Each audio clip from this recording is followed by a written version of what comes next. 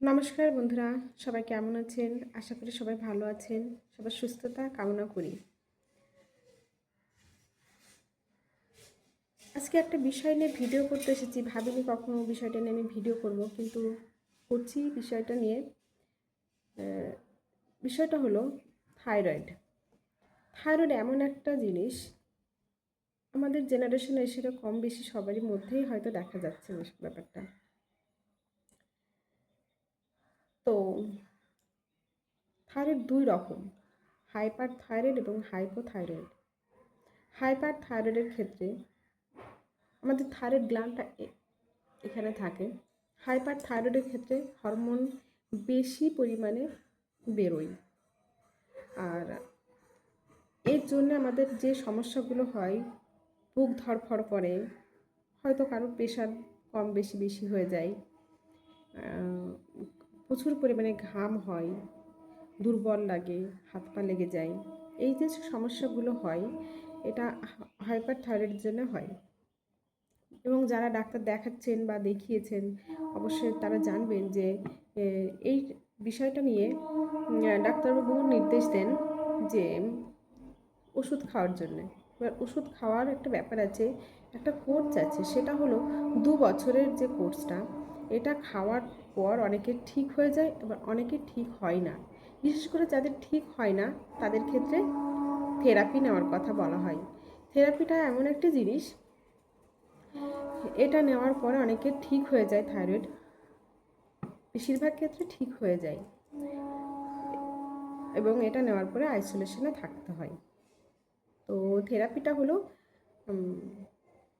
Iodine therapy, radio ablation. যে radio ablation therapy, এই থেরাপিটা I-131, এটা ডক্টরবাবু তখনই নির্দেশ দেন যখন থাইরয়েডটা ওষুধে না কমানো যায়। এই সময় আমাদের এই যে থাইরয়েড গ্ল্যান্ড আছে, এখানে গ্ল্যান্ডের স্ক্যান করাতে হয়। যদিও ডাক্তারবাবু বলে দেন এগুলো, স্ক্যান করানোর পরে স্ক্যান দেখে, রিপোর্ট দেখে তবেই ডিসিশন নেওয়া হয় কাকে কতটা থেরাপি দেওয়া হবে। ডোজটা MBQ বা MCIতে নির্ধারণ করা হয়। এই ডোজটা নেওয়ার পর আমাদের আইসোলেশনে থাকতে হয়। আমি বর্তমানে যেমন আইসোলেশনে আছি, এই সময় ছোট বাচ্চা এবং গর্ভবতী মায়েদের থেকে সবসময় দূরে থাকাই ভালো। কারণ আমাদের যে শরীরে রেডিয়েশনটা দেওয়া হয়, এই রেডিয়েশনের জন্য ওদের স্কিনটা খুব সেন্সিটিভ, এবার ওদের ক্ষতি হতে পারে। তাই বাচ্চাদের ক্ষেত্রে, বাচ্চাদের এবং গর্ভবতী মায়েদের থেকে সবসময় দূরে থাকতে বলে, এবং আদার্স মানুষের থেকে যতটা সম্ভব একটু দূরে থাকাই ভালো। বিশেষ করে কিছুদিন অন্তত দূরে থাকতে হয়, সেটা ডাক্তারবাবুর নির্দেশ অনুযায়ী কাকে কতদিন থাকতে হবে। এই জন্যে তার জামা কাপড়, বাসনপত্র সব কিছুই আলাদা করে রাখতে হয়।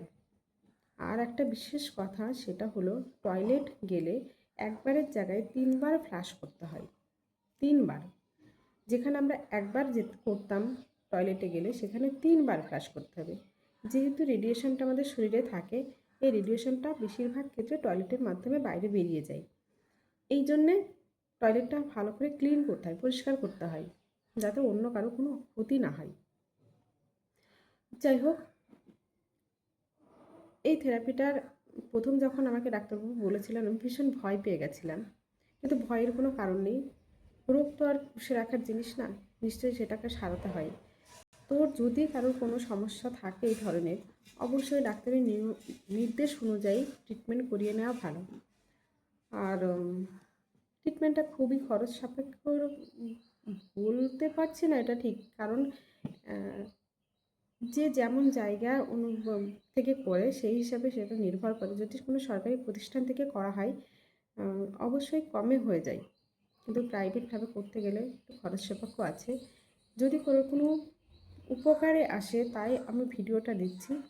আর যদি কারো কোনো কিছু জিজ্ঞাসার থাকে, অবশ্যই আমাকে বলবেন। আমি যতটা পারি আমার অভিজ্ঞতা থেকে আমি আপনাদেরকে বলার চেষ্টা করব। এই সময় সাধারণত ডাক্তার যা বলবেন সেই হিসাবে খাবার দাবার খাওয়া উচিত। আমাকে যেমন বলেছেন নর্মাল খাবার খেতে পারবো আমি। এবার যার যেমন বলবে অবশ্যই সেরকমভাবেই চলা উচিত, সেরকমভাবে চলবেন।